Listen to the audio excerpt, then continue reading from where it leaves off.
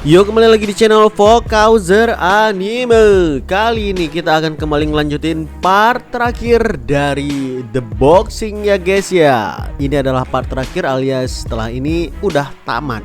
Dan BTW di alur cerita kali ini juga cukup panjang. Jadi persiapkan kopi dan beberapa cemilan untuk menemani cerita kali ini. Tanpa berlama-lama lagi langsung aja kita mulai alur ceritanya. Oh ya, sebelum kita melanjutkan lebih jauh lagi, bagi kawan-kawan yang udah lupa dengan alur ceritanya, karena di part terakhir kemarin udah cukup lama kita bahas, jadi kawan-kawan bisa langsung cek di deskripsi di bawah. Dan jangan lupa di deskripsi juga ada link untuk traktirin kopi bagi kawan-kawan yang mau mendukung channel ini supaya bisa terus update setiap harinya. Oke lah, kita mulai langsung. Di video sebelumnya, Injay berhasil menjadi juara nasional tinju Korea setelah mengalahkan Ishiha di pertandingan yang spektakuler. Selagi Injay merayakan kemenangannya itu, ternyata Ryu Baeksan baru aja dibebaskan dari penjara atas perbuatan kriminalnya membantai geng mafia dulunya. Begitu Ryu dibebaskan, dia langsung disambut oleh member mafia lamanya dengan makan ritual tahu. Setelah menaiki mobil cukup lama juga, Ryu dan rekannya tiba di markas lama mereka. Betapa kaget Ryu ngelihat geng mafianya udah berkolaborasi dengan mafia lain yang pernah dia bantai dulu. Ternyata om-om botak yang pernah Ryu hajar nggak terima kalau Ryu hidup dengan aman. Dia tetap mau membalaskan dendam meski Ryu udah meminta agar dia dibiarkan. Lagian Ryu udah capek dengan aktivitas mafia berandalannya itu juga. Kesal ngelihat om botak ngotot mau membalaskan dendamnya, Ryu pun nyuruh mereka semua untuk maju serentak biar dia hajar aja sekaligus. Tapi tiba-tiba Ryu merasa pusing dan dia sadar kalau itu penyebabnya karena makan tahu selepas keluar dari penjara tadi.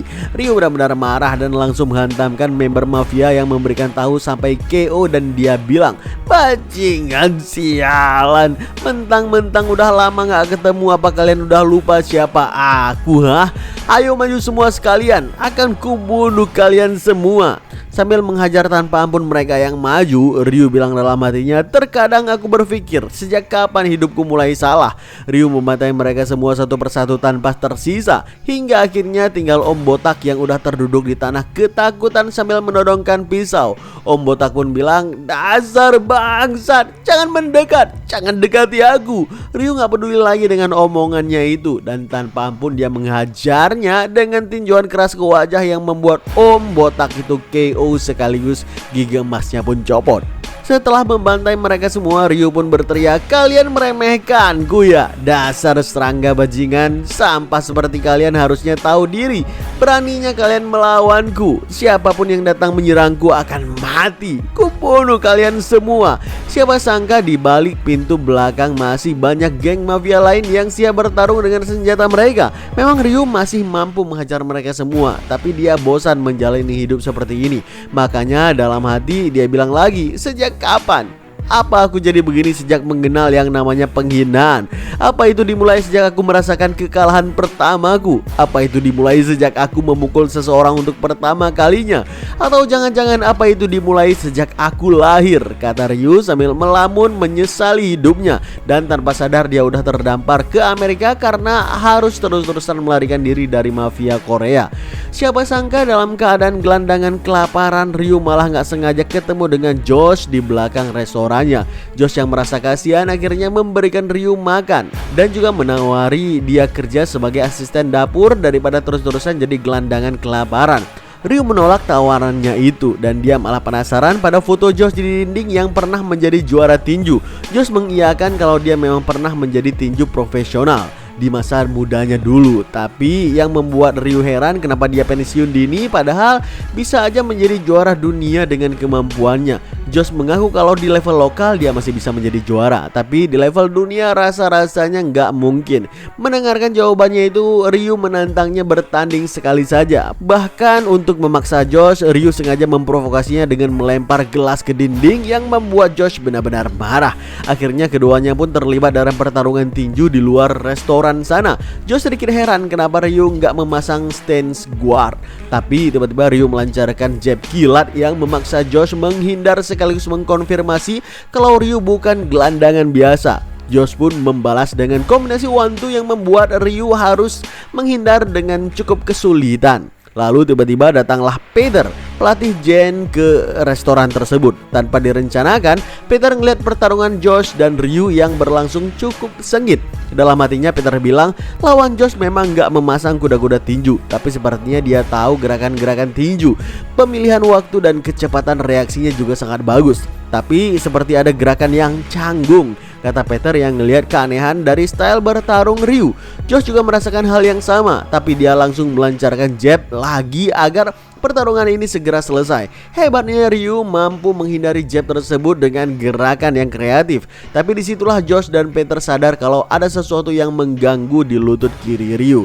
Ya faktanya dulu sewaktu Ryu melawan mafia yang mau membalaskan dendam setelah dia dibebaskan dari penjara, lutut kiri Ryu tertusuk pisau yang membuat otot dan persendiannya nggak bisa sembuh secara total. Makanya sampai detik ini juga Ryu masih merasakan sakit di sana setiap kali lututnya terkena beban tumpuan, dan itu membuat kesulitan bergerak hingga akhirnya pukulan Josh berhasil menjatuhkan Ryu ke tanah. Setelah itu Josh pun bilang kepada Ryu, "Kau tanya padaku sehebat apa aku di tingkat dunia, bukan? Bahkan ketika aku masih muda dan jauh lebih kuat dari yang sekarang, udah ada orang-orang seumuranku di dunia yang jauh lebih kuat dariku. Mendengarkan gaya bicaramu, kau pasti dari Korea, bukan? Asal kau tahu, ada 2 atlet jenius sejati di negaramu yang lebih kuat dariku, meski mereka nggak pernah belajar tinju. Sekarang kau udah mengerti, bukan? Jangan pernah meremehkan pekerjaan part-time di restoran," kata Josh sambil masuk ke restoran tanpa pernah tahu kalau salah satu orang jenius dari Korea yang membuatnya pensiun dini berada di depannya sekarang ini. Yaitu adalah perkataan dari pelatih Kei dulu.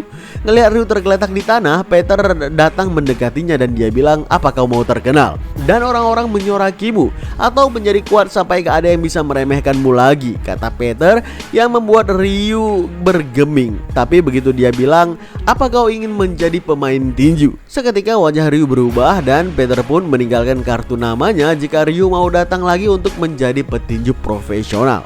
Cukup lama Ryu terdiam di pintu belakang restoran. Dia merasakan hidupnya selama ini penuh dengan penyesalan.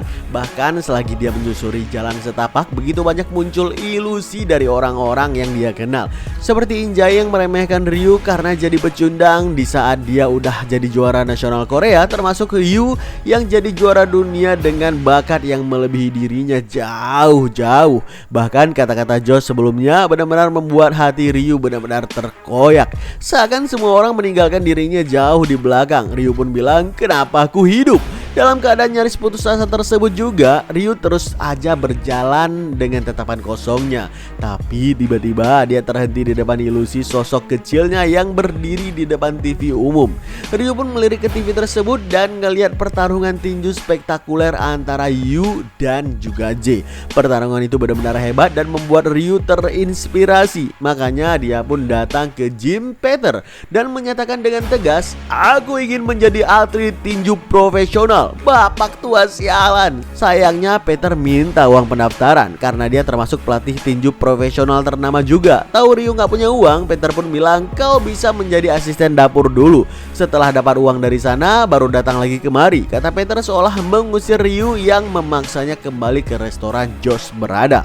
Setibanya di restoran, Ryu mengaku mau menjadi asisten dapur, tapi Josh malah menyuruhnya meminta maaf atas kejadian kemarin. Permintaan itu tentu aja membuat Ryu cukup kesal. Tapi kali ini demi mengejar impiannya sebagai seorang petinju, Ryu rela menurunkan sedikit egonya dan mengucapkan permintaan maaf dengan tulus, meski belum pernah mengucapkan kata maaf sekalipun sejak dia lahir sih. Selepas mengucapkan kata maaf tersebut, Ryu pun menyatakan perasaan aneh yang gak pernah dia rasakan sebelumnya. Rasa malu sekaligus juga lega. Dengan begitu akhirnya Ryu Baeksan bertumbuh sedikit demi sedikit seperti orang lainnya. Dia pun langsung bekerja di hari itu sebagai pencuci piring. Pekerjaan yang membuat dia kesal sekaligus mau membalaskan dendam kepada Josh ketika tinjunya kembali. Tapi itu hanyalah ilusi dari egonya, karena sekarang Ryu udah bertekad berubah pelan-pelan, dibuktikan dengan memotong rambutnya menjadi sosok yang baru. Nggak berselang lama, Ryu pun kembali ke gym Peter untuk menyerahkan uang pendaftaran. Begitu masuk ke dalam gym tersebut, Ryu ngelihat sendiri Jane ada di sana, sosok mantan juara dunia kelas ringan yang pernah bertarung ngelawan Yu. Ryu nggak menyangka kalau Peter beneran pelatih kelas dunia dengan adanya Jane di sana. Setelah menyerahkan uang pendaftaran kepada Peter, Peter pun langsung memberikan pelajaran one-two kepada Ryu di depan samsak. Hal remeh yang udah Ryu pelajari sejak lama. Kesal mendapatkan pelajaran dasar seperti ini, Ryu pun bilang, itu juga semua orang udah tahu. Suruh aja aku sparring dengan atlet yang kuat, karena aku adalah tipe orang yang bisa belajar dengan praktek. Peter bersikeras kalau Ryu nggak menguasai teknik dasaran barusan. Makanya dia menyuruh Ryu melakukan teknik one-two di depan samsak. Ryu pun langsung melakukannya. Tapi Peter malah bilang, apa benar gitu caranya? Titik beratmu berubah. Lakukan dengan benar, lebih cepat lagi, kata Peter sambil menyuruh Ryu mengulang-ulang gerakan yang sama. Begitu Ryu kelelahan, Peter pun bilang lagi, kakimu cedera bukan? Gerakan aneh yang terlihat hanya sebentar-sebentar. Dasar orang yang nggak tahu diri dengan elastisitas otot. Kau pasti pernah disebut sebagai jenius dulunya bukan? Dasar dari tinju memang terletak di kaki. Apalagi untuk gaya sepertimu, posisi kaki sangatlah penting. Dulu kau memang bisa melakukan tinju dengan bebas dengan bakatmu itu, tapi sekarang udah nggak bisa lagi. Tentu kau udah menyadari itu bukan? Kata-kata dari Peter itu benar-benar menohok hati Ryu dan membuat dia begitu kesal. Makanya dia pun berteriak, banyak omong kau Pak Tua. Kalau sebatas itu aku bisa beradaptasi dengan sering melakukan sparring. Kau kira aku gak berbakat lagi sekarang? Hei kau rambut rumput laut, sepertinya kau udah aktif cukup lama bukan? Ayo sparring denganku. Aku akan menghancurkanmu dan langsung menjadi penantang untuk mendapatkan gelar, kata Ryu mengajak Jane sparring dengannya.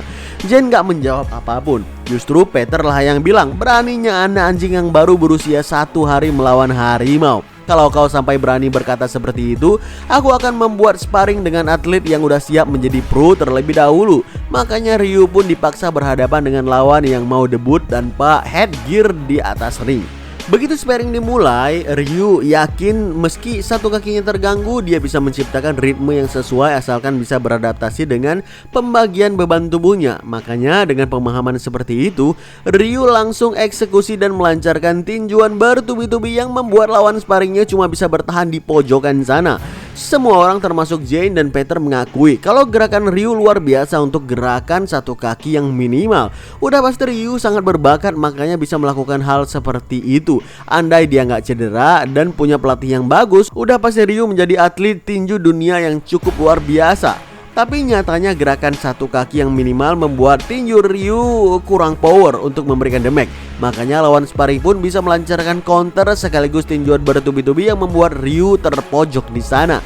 Dia pun bilang dalam hati, sial, kalau tinju bertubi-tubi seperti ini bisa-bisa aku, kata Ryu yang ternyata mulai merasakan kaki kirinya bergetar dengan cukup hebat. Ngelihat itu, Peter buru-buru menghentikan sparring yang membuat Ryu tambah kesal lagi. Ryu pun berteriak, kenapa dihentikan? Ronde 1 aja belum kelar Pak Tua. Kalau aku udah beradaptasi, aku pasti bisa menghindari tinjuan bertubi-tubi tadi itu. Kenapa kau berpikir begitu? Tanya Peter dengan nada heran. Ryu pun ngejawab, tentu aja. Kau pikir aku akan kalah dari atlet yang mau debut seperti dia? Aku akan tetap menang meski aku gak punya satu kaki. Mau melawan dia atau si rambut rumput laut itu pun aku masih bisa menang, karena aku adalah orang yang udah diakui oleh Kei itu, kata Ryu melampiaskan egonya yang membuat semua orang di gym tersebut terdiam. Mendengarkan Ryu yang terlalu arogan, makanya Jane pun naik ke atas ring untuk memberikannya pelajaran yang sebenarnya. Tapi Jane malah menyimpan tangan kanannya ke belakang yang membuat Ryu benar-benar kaget. Jane bilang, sepertinya dengan begini aja udah cukup untuk melawanmu. Kalau kau bisa bertahan selama 30 detik, kau akan kuanggap menang, kata Jane yang membuat Ryu gak mampu menahan amarah dan kekesalannya lagi. Ryu bertekad akan langsung menghajarnya begitu sparring dimulai. Namun tiba-tiba zing, jab pertama dari Jane melesat secepat kilat tanpa Ryu bisa bereaksi sedikit pun. Semua orang di sana tahu kalau pertandingan udah selesai dengan satu jab barusan, termasuk Ryu yang tahu secara nalurinya kalau dia sengaja nggak dibuat pingsan untuk menunjukkan perbedaan kemampuan yang sangat besar antara dia dan juga Jane. Belum juga 2 detik, Ryu udah terkena 6 jab dari Jane yang sangat kuat tanpa bisa ditahan ataupun dihindari. Dengan mata yang terbuka lebar, Ryu bilang dalam hati, 30 detik aku disiksa seperti ini. Dasar monster sialan. Seketika Jane melancarkan jab terakhirnya dengan tangan kanan tetap di belakang, tapi itu juga udah cukup untuk menghempaskan Ryu down KO ke atas kanvas. Setelah Ryu siuman, Peter pun bilang kepadanya, "Kau udah sadar? Sekarang kau udah tahu jelas bukan? Kalau kau bukan lagi atlet jenius." Kata-kata yang sangat menusuk, tapi memang itulah fakta yang gak bisa Ryu bantah lagi. Gak berselang lama, Ryu pun mengikuti pertandingan tinju lokal untuk mengasah kemampuannya. Tapi banyak penonton yang kecewa karena Ryu terdesak melawan musuhnya. Padahal yang membawa Ryu adalah Peter yang punya reputasi dunia. Selagi Ryu terdesak parah, Peter yang ikut menonton pun bilang dalam hati, "Ingat baik-baik, kau bukan atlet jenius lagi. Lupakan cara tinju lamamu dan mulailah dari awal." Tapi nyatanya Ryu gak menjalankan keinginan dari Peter tersebut. Dia mengaku bosan terus-terusan kalah dari lawannya. Makanya dia kembali melakukan gerakan menghindar yang elastis, sekaligus counter punch bertenaga yang membuat lawannya langsung KO. Tentu aja gerakan tersebut sangat membebani kaki kirinya. Memang Ryu mendapatkan kemenangan, tapi Peter kecewa karena Ryu gak bisa menghilangkan gaya lamanya. Padahal itu bisa membuat dia cedera di level tinju yang lebih tinggi nantinya. Beberapa hari setelahnya, Peter kembali menasihati Ryu untuk membuang style lamanya itu. Lakukan aja gerakan yang sederhana dan pasti, hindari gerakan-gerakan yang berlebihan. Bahkan demi membentuk stamina Ryu, Peter menyuruhnya berenang tanpa henti selagi dia nggak bisa berlari dalam waktu yang lama. Awalnya Ryu mulai menjalankan banyak gaya baru seperti keinginan Peter saat bertanding dalam ring. Tapi begitu lawan mulai mengerahkan teknik pamungkas mereka, lagi-lagi Ryu menghindari pukulan lawannya dengan gerakan yang ekstrim sambil mengerahkan counter full power demi mengalahkan lawannya tersebut. Namun tentu aja hal itu membuat kaki kirinya kembali sangat terbebani. Kesal dengan Ryu yang sangat keras kepala ini, selepas pertandingan Peter pun bilang lagi, "Kau pikir sampai kapan kau bisa menang dengan cara seperti itu? Meski kau bisa mencapai pertandingan dunia, apa kau pikir kau akan berhasil dengan gaya yang gak sempurna tersebut? Bukan cuma gak berhasil, bahkan karir atletmu akan berakhir lebih cepat." Ryu malah ngejawab, ya aku tinggal menang bukan? Jadi berhentilah mengoceh. Tentu aja aku tahu keadaan kakiku ini sendiri. Ngerasa udah terlalu keras mengkritik Ryu, Peter pun mentraktirnya makan malam setelahnya. Selepas makan malam menuju rumah, Ryu merasa bersyukur bisa hidup selayaknya manusia normal saat ini. Bisa berlatih sekeras mungkin, mendapatkan uang dengan jujur juga, bahkan punya hubungan sosial yang baik. Ryu sadar kalau kehidupan lamanya benar-benar sia-sia. Kekanakan gak jelas, dan di hatinya dia mulai merasa kalau hidup normal adalah sesuatu yang sangat menyenangkan. Tapi dia juga sadar dengan kakinya yang gak sempurna ini, jangankan melawan Yu, melawan jab dari Jane aja sangat sulit baginya. Rasa-rasanya gak mungkin dia bisa mencapai juara dunia. Dia hanyalah seorang atlet yang aktif dalam grup minor dan biasa-biasa saja. Entah kenapa masih sulit rasanya Ryu menerima keadaan tersebut, mengingat dia adalah salah satu yang paling berbakat sewaktu remaja dulunya. Hari-hari pun berlalu dan tanpa terasa Ryu kini udah menjadi ranking 1 di grup minor, sehingga dia bisa menjadi atlet penantang di ring pertandingan dunia mayor. Peter pun bilang kepadanya, "Aku udah mencari atlet untuk pertandingan pemanasan untukmu. Kebetulan lawanmu juga udah mencari lawan pemanasan sebelum mau naik ke level dunia," kata Peter sambil menunjukkan foto lawan Ryu dari HP-nya. Seketika memori Ryu kembali ke masa lalu, ke masa dia paling berbakat, ke masa dia selalu membuli seseorang, dan orang yang dia bully itu sekarang udah menjadi lawan yang menyulitkannya. Siapa lagi kalau bukan Injay. Sepulangnya dari gym, setelah tahu kalau lawan berikutnya adalah Injay, Ryu buru-buru pergi ke restoran Josh untuk meminta latihan. Josh kira Ryu mau latihan tinju untuk balas dendam, tapi ternyata Ryu malah bilang, "Katakan padaku, bagaimana perasaanmu bertemu lagi dengan seseorang yang pernah kau benci setelah 10 tahun dan tiba-tiba orang itu meminta maaf kepadamu?" Seketika bayangan Josh teringat pada sosok Kei yang pernah melukai perasaannya dan meminta maaf. Makanya Josh pun bilang, "Ya, aku bakal merinding dan geli sih." Sebuah jawaban yang gak menghilangkan kegusaran di hati Ryu dan membuat dia tambah kesal.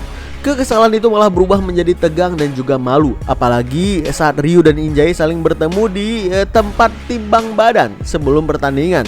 Saking malunya, Ryu cuma bisa mengatakan halo. Sementara itu Injay menyapa Ryu dengan ucapan yang lebih hangat sekaligus mengajak salaman. Ngelihat itu Ryu bilang dalam hati, "Awalnya aku berpikir untuk meminta maaf, tapi tatapan matanya masih saja terang seperti dulu." Bukannya membalas salam Injay, Ryu malah bilang, "Kau bahkan menyapaku duluan ya." Ternyata kau udah dewasa. Aku cuma mau bilang kalau aku akan menghabisimu di pertandingan ini, kata Ryu meninggalkan Injay begitu aja. Tapi Injay sama sekali nggak marah sedikit pun. Malahan dia berharap bisa bertanding dengan sportif. Saat ini perasaan Ryu benar-benar campur aduk dengan segala perasaan inferiornya. Tapi khusus dengan Injay, Ryu bertekad nggak mau kalah darinya. Apalagi di masa SMA dulu Injay bukanlah siapa-siapa di hadapannya. Hari pertandingan pun tiba. Baik Ryu dan Injay udah duduk di sudut ring masing-masing. Peter mengingatkan Ryu kalau lawannya kali ini adalah Infighter biasa yang terus menyerang musuh tanpa henti. Harusnya petinju Infighter adalah lawan yang mudah bagi Ryu ketimbang dengan Outboxer. Tapi Injay bukan lawan yang mudah dikalahkan karena punya daya tahan terhadap rasa sakit dan mentalnya juga sangat kuat. Jangan terlalu berusaha membuatnya KO dan lakukanlah aksi tinju sesuai pertimbangan, kata Peter kepada Ryu. Ya, aku tahu karena dia adalah atlet yang akan tetap bangun meski udah jatuh berkali-kali. Aku sangat mengenalnya karena dia adalah musuh lamaku, kata Ryu yang udah bersiap untuk memulai pertandingan tersebut. Begitu keduanya dikumpulkan, wasit di tengah ring pun memulai ronde pertamanya. Ryu malah mendekatkan wajahnya kepada Injay seperti masa SMA dulu dan bilang, "Hei, kita udah lama gak jumpa bukan? Udah seberapa hebat kau sekarang? Kita cari tahu dari pertandingan ini," kata Ryu sangat meremehkan Injay seperti dulu dan gak memasang stand guard apapun. Namun tiba-tiba sebuah strike punch dahsyat melayang dari tangan Injay dan menghantamkan wajah Ryu dengan begitu keras sehingga dia langsung down di atas kanvas. Ngelihat itu MC pertandingan bilang, "Down!" Atlet Injay langsung mencuri down segera setelah pertandingan dimulai. Peter cuma bisa heran ngelihat aksi tolol Ryu barusan. Sementara itu pelatih Injay sendiri tahu persis gimana asuhannya udah berlatih dengan keras seperti neraka selama bertahun-tahun demi mengalahkan sosok bayangan Ryu Baeksan yang selama ini terus menghantuinya. Dalam hatinya si pelatih bilang, "Ryu Baeksan, kau nggak akan bisa menang dari Injay di pertandingan ini." Sedangkan Ryu sendiri saat ini matanya terbuka dengan lebar selagi dia tergeletak di atas kanvas. Dia nggak menyangka bisa terkena pukulan kuat seperti tadi, sekaligus nggak terima kalau dia kalah dari Injay.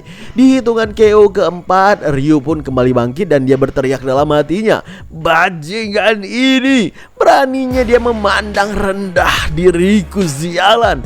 Pertandingan pun kembali dilanjutkan. Seperti biasa, Injay langsung mengambil inisiatif step Infighter sambil melancarkan pukulan berat bertubi-tubi yang memaksa Ryu berada dalam posisi bertahan. Ryu benar-benar kesal dipukuli seperti ini karena dulu sewaktu SMA nggak ada satupun tinju Injay yang mengenainya. "Cukup," kata Ryu dalam hatinya sambil melancarkan counter untuk menghentikan serangan dari Injay. Namun tiba-tiba jedwak, sebuah hook kanan Injay menghantamkan pipi Ryu dengan cukup keras yang membuat matanya lagi-lagi terbuka dengan lebar. Dalam hatinya Ryu bilang, "Apa-apaan dia ini? Padahal udah jelas aku memberikan tenaga pada tinjuanku. Apa tinjuanku nggak bisa mengalahkannya? Sial," kata Ryu yang benar-benar kesal karena lagi-lagi dia harus bertahan dan terpojok di rentetan serangan dari Injay. Memang Ryu masih bisa melancarkan counter, tapi setiap kali dia melakukan itu, lagi-lagi Injay melakukan counter yang lebih bertenaga kepada tubuh Ryu. Ryu bilang, Apa dia akan terus memukul seperti ini? Bajingan gila. Apa yang udah dia lakukan pada otot tebalnya itu? Kenapa lawan yang selama ini kuremehkan tiba-tiba berubah menjadi lebih kuat dariku? Apa iya aku akan dikalahkan?" Dalam posisi Ryu yang terus bertahan dari serangan Injay yang dominan ini, tanpa terasa ronde 1 pun selesai. Selagi di sudut ring, pelatih Injay puas pada permainan tinju asuhannya itu. Tapi Injay menyadari ada sesuatu yang berbeda dari Ryu. Dia khawatir jangan-jangan Ryu menyembunyikan kemampuan lain. Menurut si pelatih, gerakan Ryu memang gak sama seperti dulu. Tapi yang paling penting bagi Injay, jangan pernah lengah dan teruskan gaya Infighter sampai akhir. Serangan di sudut lainnya, Peter juga puas dengan pertahanan Ryu menghadapi gempuran serangan bertubi-tubi yang luar biasa. Tapi dia yakin kalau Injay terus-terusan melayangkan pukulan tanpa henti seperti ini, meski fisiknya luar biasa, selama dia masih manusia pasti akan merasa kelelahan. Makanya Peter nyuruh Ryu bermain cerdas dan rebutlah poin sebanyak mungkin mulai dari sekarang. Tapi Ryu malah ngejawab, "Poin? Enggak, Aku tetap gak akan senang kalau menang dengan cara seperti itu. Karena selama ini aku udah berusaha kembali. Aku akan mengakhiri pertandingan di ronde kali ini, kata Ryu dengan tatapan penuh determinasi, yang membuat si pelatih kesal dan gak peduli lagi kepadanya. Saat wasit mau mengangkat tangan untuk ronde kedua, Ryu bilang dalam hatinya, di ronde ini aja, ayo kita kembali ke masa lalu. Tiba-tiba Ryu melesat dengan kecepatan tinggi sambil mengerahkan strike punch full power ke arah muka Injay. Injay bahkan sampai merinding ngelihat serangan pembuka dari Ryu ini. Dan benar aja serangan itu menembus pertahanannya. Untungnya Injay sempat mengelak ke samping sehingga damage yang dia terima juga bisa dikurangi. Tapi serangan itu membuat Injay dan pelatihnya sadar kalau Ryu udah memutuskan untuk bertanding dengan serius menggunakan seluruh bakat dan kemampuannya. Makanya Injay menguatkan pertahanannya kembali. Tapi tetap aja pukulan Ryu yang cepat dan kuat dari sudut ekstrim membuat Injay terkena beberapa pukulan di wajahnya. Kini giliran Ryu yang mengerahkan tinjuan bertubi-tubi yang membuat Injay makin terpojok dalam posisi bertahan. Selagi terus menyerang, Ryu berharap agar Injay segera down. Bahkan ada satu body blow yang memberikan rasa sakit luar biasa kepada Injay. Meski begitu, Injay tetap aja bisa memperkuat pertahanannya. Ngelihat itu, Ryu pun bilang dalam hatinya, bangsat, kenapa sejak saat itu kau gak mudah terjatuh, ha? Pukulan ekstrim dan membabi buta dari Ryu ini tentu aja sangat membebani kaki kirinya. Dan sekarang beban itu udah menumpuk dan membuat gerakannya melambat. Sadar akan celah tersebut, Injay mengerahkan counter strike punch untuk menghentikan serangan dari Ryu. Namun tiba-tiba Ryu menghindari pukulan itu dengan gerakan yang ekstrim sekaligus melancarkan counter uppercut yang membuat Injay benar-benar kaget. Tapi dengan kaki kiri yang mulai kesakitan itu, tentu aja power uppercut dari Ryu berkurang drastis. Damage-nya nggak cukup untuk mengalahkan Injay. Malahan Injay bisa melakukan cross counter ke bawah yang memang masih bisa Ryu hindari. Tapi pukulan Ryu berikutnya bisa ditahan sempurna oleh Injay yang membuat Ryu kehilangan keseimbangan. Karena itu pula Ryu nggak bisa leluasa bergerak dengan lututnya yang sangat kesakitan tersebut. Di celah kesempatan itulah Injay mengerahkan strike punch terbaiknya yang udah dilatih lebih dari puluhan ribu kali. Dan pukulan itu menghantamkan wajah Ryu dengan dahsyat sampai-sampai matanya memutih, pelindung giginya terbang serta membuat dia down untuk kedua kalinya. Dengan mata yang terbuka lebar, Ryu bilang dalam hati, Apa yang terjadi? Apa sekarang aku nggak bisa menang dari anak ini? Enggak, bukan begini harusnya. Enggak. Dengan tekad yang luar biasa, Ryu kembali bangkit di hitungan KO keempat. Tapi dengan down barusan tentu aja membuat Ryu makin tertinggal dari Injay dalam hal poin.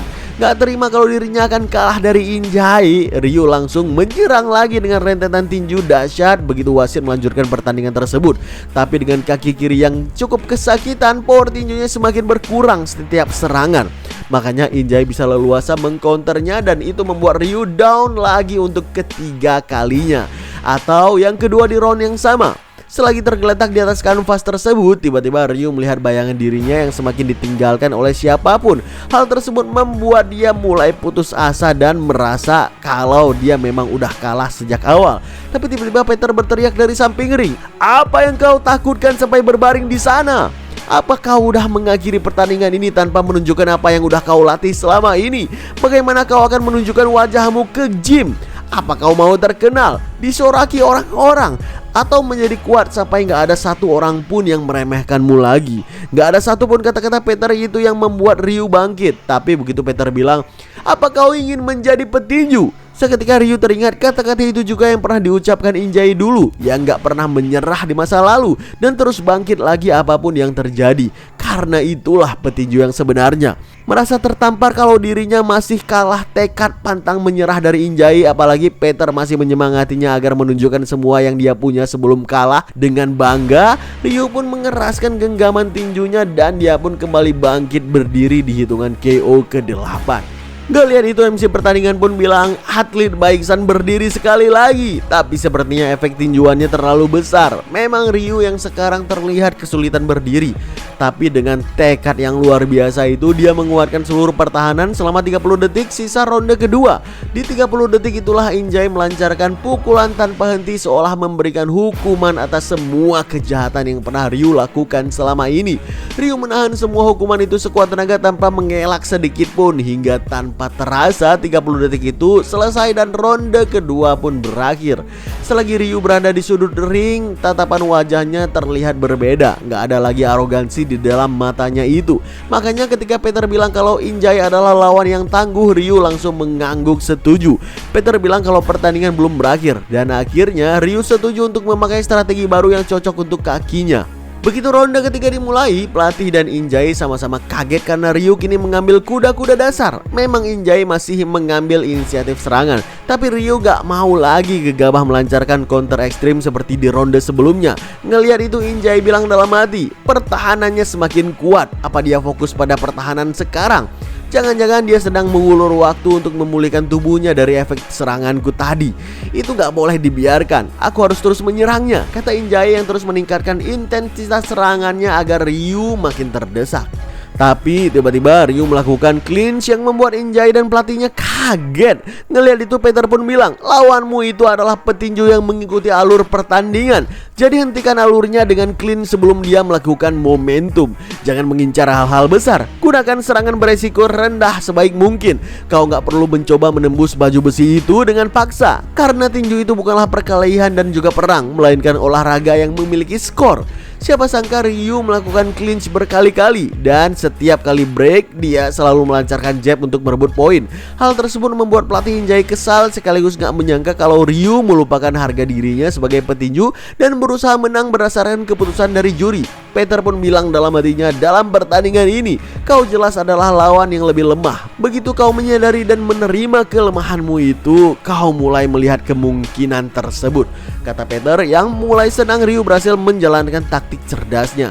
Namun tiba-tiba sewaktu Ryu mau clinch lagi, Injay menghindarinya dengan weaving ke belakang diikuti dengan burst secepat kilat yang membuat mata Ryu terbuka dengan lebar. Di celah kesempatan itulah Injay melancarkan uppercut bertenaga yang membuat Peter benar-benar berkeringat dingin, dan dia bilang dalam hati, tapi kemungkinan itu pun gak bisa mengalahkan Injay. Siring Ryu terhempas ke belakang ke tepi ring gegara uppercut tersebut. Ternyata dia nggak sadar apa yang terjadi barusan karena saking cepatnya. Nggak cukup sampai di situ, Injay lagi-lagi mengerahkan serangan bertubi-tubi yang membuat Ryu semakin kesulitan bertahan. Dalam hatinya Ryu bilang, ronde ini berapa detik lagi? Sepertinya aku akan pingsan. Ryu terus saja bertahan dan terpojok di sudut ring hingga akhirnya ronde ketiga pun selesai. Tanpa terasa keadaan terus berjalan seperti itu sampai ronde ke-6 selesai dengan dominasi Injay yang semakin kentara. MC pertandingan mulai penasaran sampai kapan Ryu bisa bertahan dari tekanan yang luar biasa ini. Bahkan Peter mulai jujur kepada Ryu kalau dia nggak akan mungkin menang di pertandingan ini kecuali ada keajaiban. Untuk karir yang panjang ada baiknya Ryu menyerah aja, karena melarikan diri nggak pernah menjadi hal yang memalukan bagi seorang petinju. Tapi dengan melihat tatapan Injay yang nggak pernah pudar, Ryu bilang, tadi kau yang bilang sendiri dan menyuruhku untuk menunjukkan semua usaha yang udah kulakukan. Kalaupun kalah maka kalahlah dengan bangga. Masih ada yang bisa kulakukan, kata Ryu meninggalkan sudut ring untuk memulai ronde ketujuhnya. Selagi terus bertahan dari gempuran Injay, Ryu bilang dalam hati, sebenarnya aku iri padamu yang bisa menjalani hidup dengan lurus. Seberapa besar usaha yang telah kau lakukan, seberapa besar kesungguhan dalam hidup. Aku bisa merasakan semua dari setiap tinjuanmu. Kualitas tinjumu berbeda dari pukulan yang kugunakan seenaknya. Memang sebagai orang berbakat, Ryu dulu bisa melakukan serangannya dengan cukup bebas. Karena bakatnya itu membuat dia bisa mengontrol titik berat tubuh secara dinamis di saat kebanyakan orang punya titik berat tubuh yang statis. Tapi sejak kakinya cedera tersebut, Ryu harus belajar beradaptasi untuk menaruh titik berat tubuhnya tergantung situasi.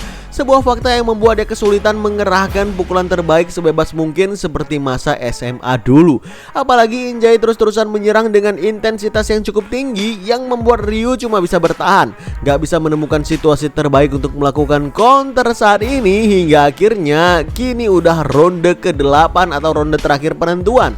Sambil mengingat seluruh latihan one two yang udah dia ulang berkali-kali sejak melihat teknik Jane, akhirnya celah kesempatan pun tercipta begitu jab Ryu masuk mengenai Injay. Tanpa ragu Ryu mengarahkan strike punch terbaiknya dari hasil latihan kerja keras bukan bakat.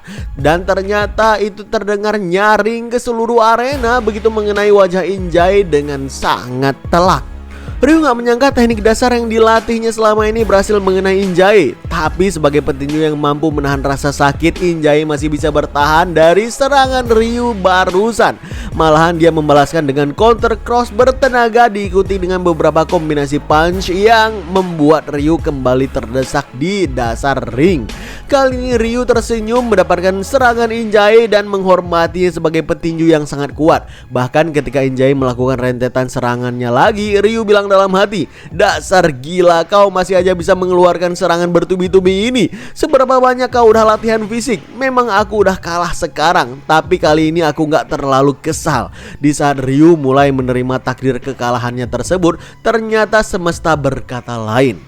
Tiba-tiba kaki Injay terpeleset akibat keringat yang berjatuhan. Semesta seolah mengejek usaha keras manusia dan justru terjadi sebuah kecelakaan. Siapa sangka karena terpeleset tersebut Injay nggak sengaja terkena sikut Ryu yang membuat pelipis mata kanannya sobek dan mengucurkan darah.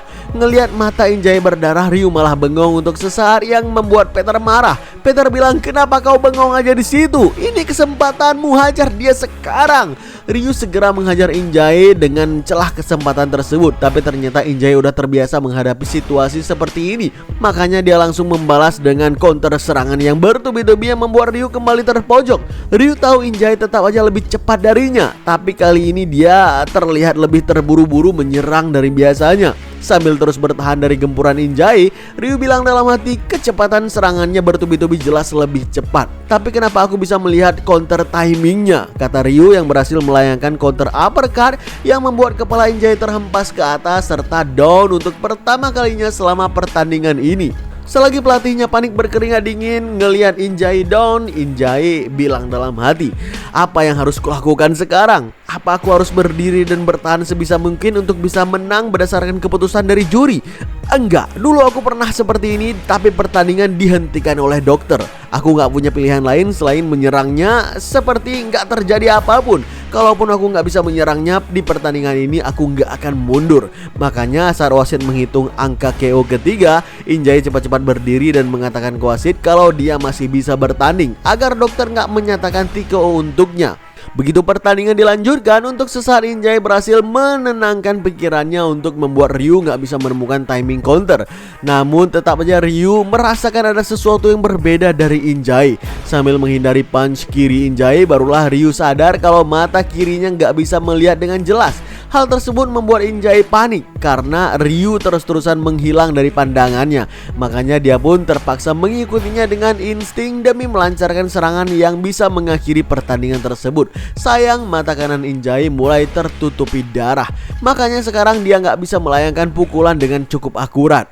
Ngelihat itu, Ryu merasa iba dan dia bilang dalam hati, "Enggak, jangan begini dong. Dia kan udah berusaha keras. Dia udah menjadi sangat kuat sampai aku gak bisa melawannya. Jangan bilang hanya karena kecelakaan ini akan membuatnya beneran kalah," kata Ryu yang mulai ragu dan berhenti menyerang dan langsung ditegur oleh Peter dari luar ring.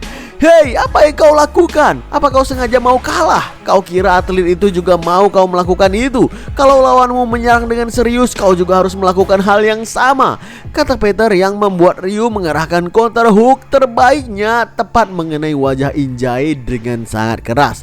Tapi Injay masih aja belum menyerah. Dia kembali melancarkan counter beruntun dengan tekad bajanya itu. Namun semakin lama tinjunya semakin gak akurat. Di satu sisi Ryu juga merasa iba, tapi di sisi lain dia harus menghormati segala usaha keras yang Injay lakukan. Makanya kali ini Ryu kembali melancarkan hook dahsyat yang benar-benar memberikan damage pada wajah Injay. Akhirnya Injay sampai pada batasnya. Mata kirinya dan kanannya udah nggak bisa ngelihat lagi. Yang ada hanya kegelapan. Namun berkat latihan keras dan pengalaman bertandingnya selama ini, Injay bisa merasakan dengan indera yang lain seperti suara napas, langkah kaki, ritme, dan kebiasaan untuk membaca Ryu dengan instingnya. Mereka terlihat adu mekanik yang luar biasa dengan sisa-sisa tenaga terakhir sekaligus seperti berbincang satu sama lainnya di atas ring sana. Dalam hatinya Ryu bilang, "Selama ini aku selalu berpikir kalau aku gak butuh keluarga ataupun teman. Meski aku gak punya hal tersebut, nyatanya aku tetap anak yang hebat. Gak ada yang bisa meremehkan dan memperlakukanku dengan buruk karena aku adalah orang yang hebat. Dulu aku berpikir dan yakin seperti itu. Tapi kenapa? Sejak saat itu kau Injay, kenapa kau satu-satunya orang yang terus memperhatikanku dengan tulus? Kau adalah takdir yang buruk bagiku. Seketika mereka berdua sama-sama mengerahkan serangan pamungkasnya, hook dahsyat Injay versus counter cross dari Ryu. Secara bersamaan juga tinju mereka melayang deras menuju lawan masing-masing, dan terjadilah benturan gila secara serentak yang membuat semua orang benar-benar tercengang. Setelahnya Ryu merasakan kesadarannya udah di ujung tanduk, kakinya bergetar gak karuan. Dia mencoba tetap berdiri sekuat tenaga karena tahu kalau down dia gak akan bisa bangkit lagi. Tahu kalau Injay gak akan pernah menyerah, Ryu bilang dalam hatinya, aku harus bertahan, aku juga udah berkembang, akan kutunjukkan kepadanya, pada temanku satu-satunya kalau aku juga seorang. Belum habis Ryu mengucapkan kata hatinya tersebut, tiba-tiba dia tersentak kaget karena bunyi bel ronde terakhir pun berbunyi. Dan MC pertandingan pun bilang ke semuanya, tampaknya pendarahan mata Injay serius. Pertandingan berakhir dengan Dr. Stopek. Ini adalah kemenangan mendadak bagi Ryu Baeksan. Ucapan MC tersebut gak langsung membuat Ryu percaya kalau dia udah menang. Barulah setelah Peter mendekatinya, dia tahu apa yang terjadi. Itu adalah bukti kalau Ryu sebenarnya udah nyaris kehilangan kesadaran sambil berdiri. Meski begitu dia gak menurunkan guardnya sedikit pun saat Injay sedang diperiksa oleh dokter. Dia terus berdiri dengan tekadnya untuk gak terjatuh serta bertahan lama dengan kondisi kakinya yang sangat kesakitan. Peter memapah Ryu yang udah sempoyongan tersebut dan dia bilang dengan tulus, pertandingan yang bagus, kau pantas menang. Tapi kata-kata Peter gak membuat Ryu bahagia. Justru dia bersedih karena merasakan kalau kemenangannya lagi-lagi terasa seperti sebuah keberuntungan. Persis seperti keberuntungan karena dilahirkan lebih berbakat dari yang lain. Udah itu aja. Selepas wasit mengangkat tangan Ryu, Injay yang mata kanannya udah diperban memberikan selamat kepada Ryu dan mengakuinya sangat kuat. Namun sewaktu Ryu mau membalas jabatan tangan Injay, dia menolak dirinya dianggap kuat. Di saat tangan mereka bersentuhan, Ryu gak kuasa menahan air matanya dan dia bilang, maafkan aku atas segala kesalahan selama ini. Itu adalah permintaan maaf paling tulus yang pernah Ryu ucapkan selama hidupnya. Mendengarkan itu Injay ngejawab, kenapa orang yang menang malah menangis? Pertandingan yang bagus, kata Injay sambil mengangkat tangan Ryu tinggi-tinggi diikuti gemuruh sorakan penonton yang terpukau ngelihat sportivitas mereka berdua.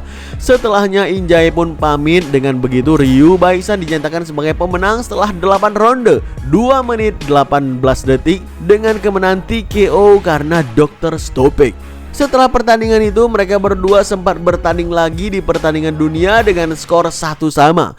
Kisah di antara mereka menyebar dan sering disebut sebagai rival sejati. Memang setelahnya mereka sempat bertanding lagi beberapa kali dengan hasil saling mengalahkan, tapi di dunia nyata mereka terlihat sangat akrab dalam berbagi cerita. Dan kini tiba saatnya mereka berdua pun bertemu Yu lagi setelah sekian lama.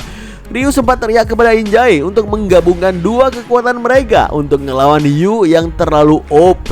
Tapi saat mereka duduk bertiga, mereka malah bertukar cerita dengan cukup akrab. Mulai dari apa yang terjadi setelah keluar SMA, siapa aja lawan yang udah mereka hadapi di atas ring, pertandingan apa aja yang udah mereka lewati, serta gimana mereka menjalani kehidupannya yang sekarang. Kebersamaan mereka itu benar-benar menghapus raut wajah sedih di wajah Yu. Dan waktu pun terus berlalu hingga suatu hari pertandingan hidup mereka harus berakhir. Ryu Baeksan menjalani hidupnya dengan membantu para anak sekolah pemberontak di fasilitas organisasi remaja. Dia meninggal di usia 71 tahun. Injay membuka gym tinju dan melatih banyak atlet tinju. Dia meninggal di usia 83 tahun. Josh menjalankan bisnis wine-nya dan menghasilkan profit yang besar dengan membuat brand minumannya sendiri. Meninggal di usia 79 tahun. John Taker menjalankan restoran dan menyediakan makanan gratis untuk orang miskin dan dia meninggal di usia 61 tahun. Kasim tiba-tiba mengundurkan diri dari jabatan CEO lalu berkeliling dunia untuk menjadi travel blogger, meninggal di usia 93 tahun. Jean-Pierre Manuel menekuni hobinya sebagai pelukis, meninggal di usia 85 tahun. Takeda Yuto dan temannya menjalankan sebuah toko buah dan menjalani hidup dengan penuh ketulusan. Dia meninggal di usia 88 tahun. Santorino Marco menjadi ketua asosiasi tinju dan berusaha untuk menghapus korupsi. Sedangkan Fabrizio mendirikan organisasi bantuan dana dan menyumbangkan banyak hal. Meninggal di usia 72 tahun dan 73 tahun.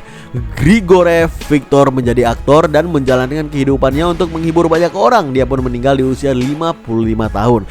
Iron Tide menjadi dokter di usianya yang udah lanjut serta selesai rehabilitasi dan menghabiskan sisa hidupnya merawat orang sakit. Dia meninggal di usia 85 tahun. Dan yang terakhir, Yu menjalankan hidup bahagianya bersama Carmen. Dia hidup sebagai seorang manusia dan meninggal di usia 84 tahun. Carmen sungguh bersyukur memiliki pasangan hidup seperti Yu hingga akhir hayat pangkuannya. Dengan begitu, masing-masing mereka menaiki tangga kejayaan menuju keabadian yang sebenarnya. Oke lah kawan-kawan, cerita di boxing pun tamat. Bagaimana ceritanya? Seru nggak? Dan pasti ini juga cukup lama proses pengembangan ceritanya juga. Bagi kawan-kawan yang menyukai alur cerita ini, mungkin kawan-kawan bisa menatraktir kopi di link traktiran di deskripsi di bawah. Kita akan bertemu kembali di video lainnya. BTW nggak lama lagi Mimin akan memulai alur cerita baru. Jadi bersiaplah kawan-kawan. Stay terus di channel Vokozer dan stay update.